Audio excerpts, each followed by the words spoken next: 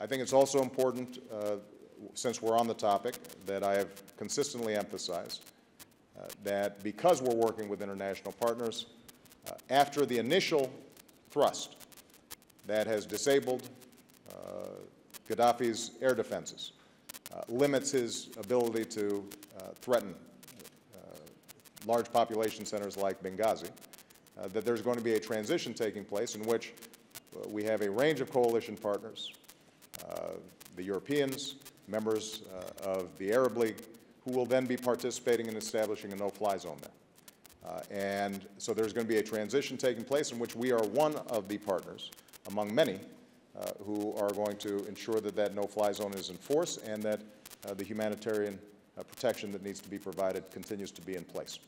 The Arab League specifically called for a no-fly zone before we went to the United Nations, and that was, I think, an important element in this overall campaign. But will they be part of the mission? Absolutely.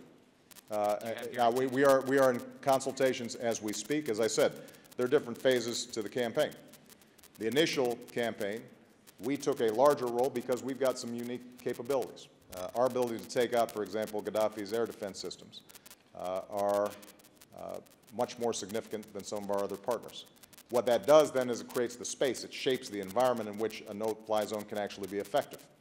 It was also important to make sure that we got in there quickly so that whatever advances were being made on Benghazi could be halted, and we could send a clear message to Gaddafi that he needed to start pulling his troops back. Now, keep in mind, we've only been in this process for 2 days now, and so we are continuing to evaluate the situation on the ground.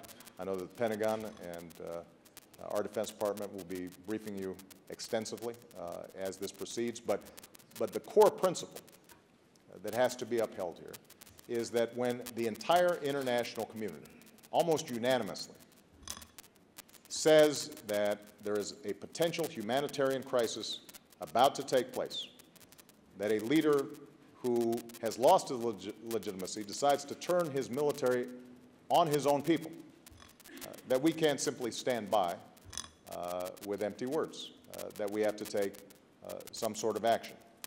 I think it's also important to note that the way that the U.S. took leadership and managed this process ensures international legitimacy and ensures that our partners, members of the international coalition, are bearing the burden of following through on the mission as well. Because, as you know, in the past, there have been times where the United States acted unilaterally or did not have full international support.